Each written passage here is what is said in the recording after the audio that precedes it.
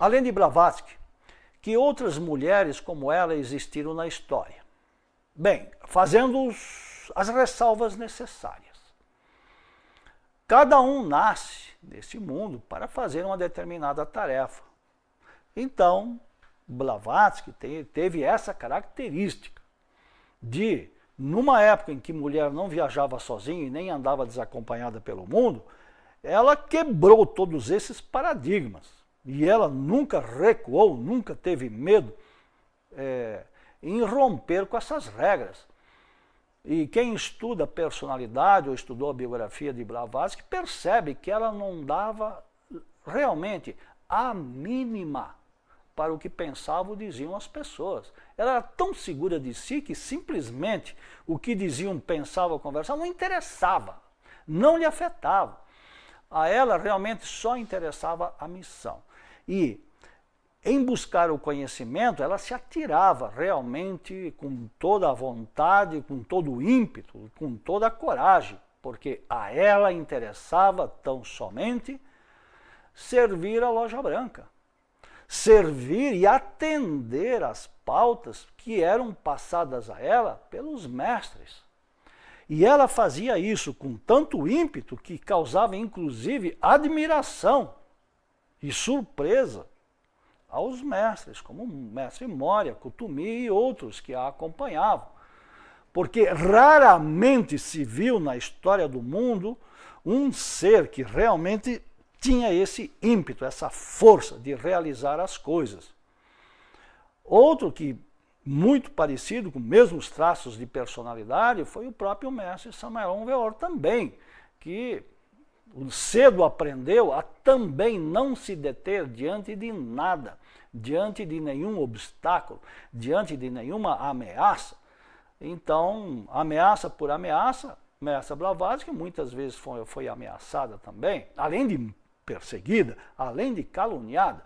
Então, para enfrentar essas coisas todas, ela realmente tinha que ter uma grande força interior, um grande ímpeto, uma grande coragem, não se deter diante de nada. E isso, realmente, para aqueles que se devotaram a estudar sua biografia, é admirável, porque ela quebrou todos os paradigmas da época.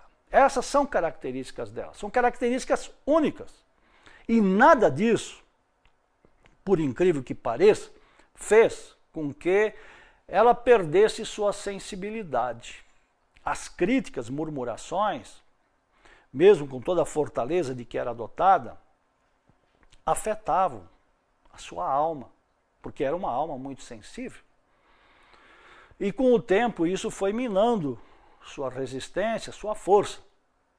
Por alguma razão o mestre Samael sempre se referiu à mestra Blavatsky como a grande mártir, porque de fato ela não só testemunhou as realidades do espírito, como também não viu nenhum inconveniente, nem vacilou em nenhum momento em sacrificar qualquer conforto, a sua saúde, a sua integridade, para plasmar aqui neste mundo, enfrentando tudo e todos, uma obra magistral como essa que está escrita, né, nos seus livros, especialmente os 6 volumes da Doutrina Secreta, os 4 volumes de Isis Sem Véu e muitas outras obras, artigos, escritos e tudo que foi anotado, gravado e registrado no seu tempo. Esse é o legado da Sociedade Teosófica.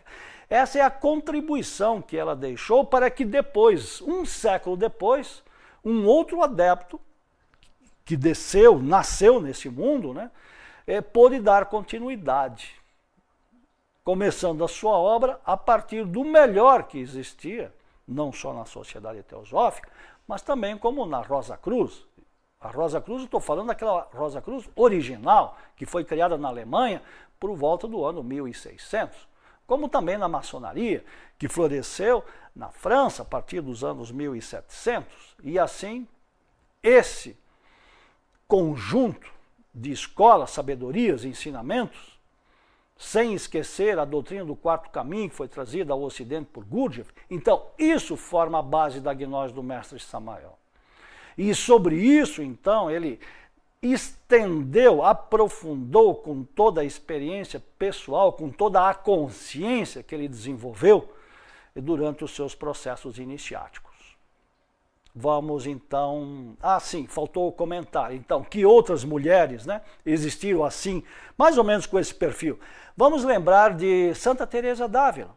Santa Teresa também foi uma mulher muito sensível, né? Se dedicou e se entregou ao Cristo, como poucas mulheres místicas da história da humanidade.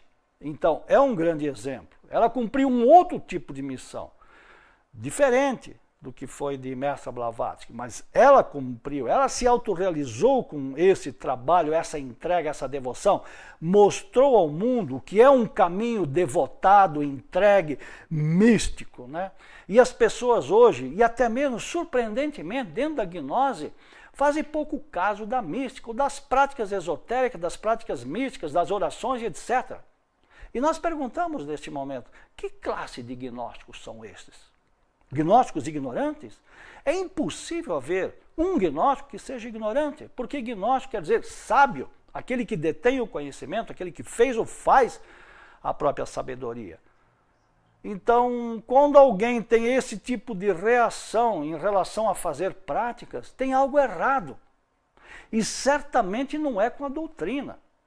E certamente não é com a escola que ensina esse tipo de princípio. Se há algo errado, é com aqueles que ensinam ao contrário disso. Aonde que vão chegar? Aonde querem chegar? Se não entrega numa devoção como fez Santa Teresa d'Ávila. Se não pratica, se não vive esse ardor místico, como também fez São Francisco de Assis, Santa Clara e outras. Temos outro exemplo histórico marcante, Joana d'Arc, pessoa também, uma jovem sensível. Ouvia as vozes, escutava as orientações, chamaram-na de louca, e entre outras coisas, acusaram de 1000 acusações. Fato concreto, ela libertou a França do jugo dos ingleses. Quem faz isso? Por muito tempo os franceses tentaram pelos métodos convencionais. Por alguma razão nasceu essa jovem, tida como louca, queimada na fogueira. Mas libertou o país, ofereceu seu sangue, sua vida, e também era uma jovem simples, despojada, que naturalmente mística.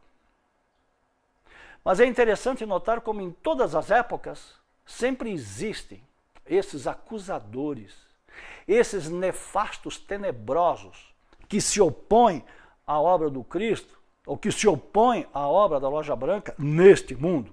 Sempre foi assim. E ainda como mais um terceiro exemplo, para fechar exatamente essas palavras que acabamos de pronunciar, temos Hipatia de Alexandria.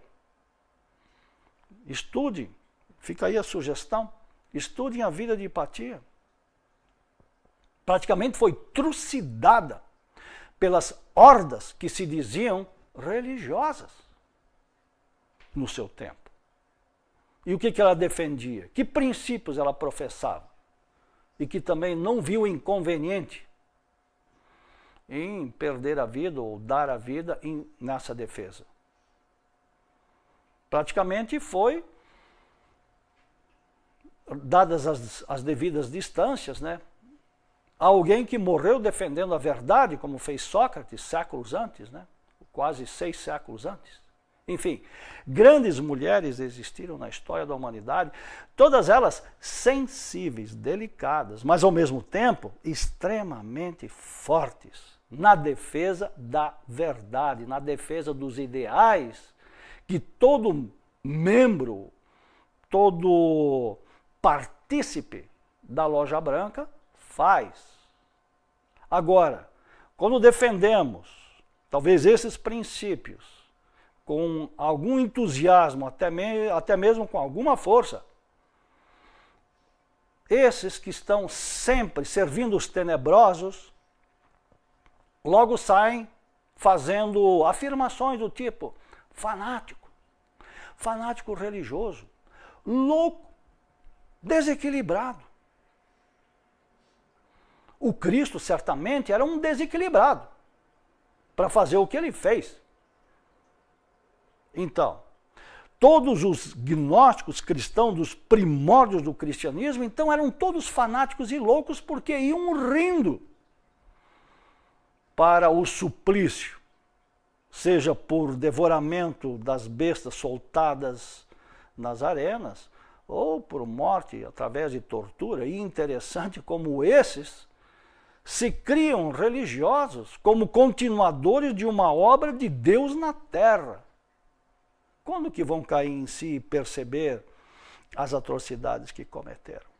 Enfim, este é o mundo em que nós vivemos. E é nesse cenário que todo adepto da fraternidade branca enfrenta. E quase sempre acaba sendo sacrificado no altar da sua missão, da sua lealdade à verdade e aos princípios elevados que ele defende e que traz a este mundo para aliviar o sofrimento das pessoas. Esse sempre foi o pagamento. O mestre Samael sintetizava dizendo: meta-te a Redentor e acabarás numa cruz.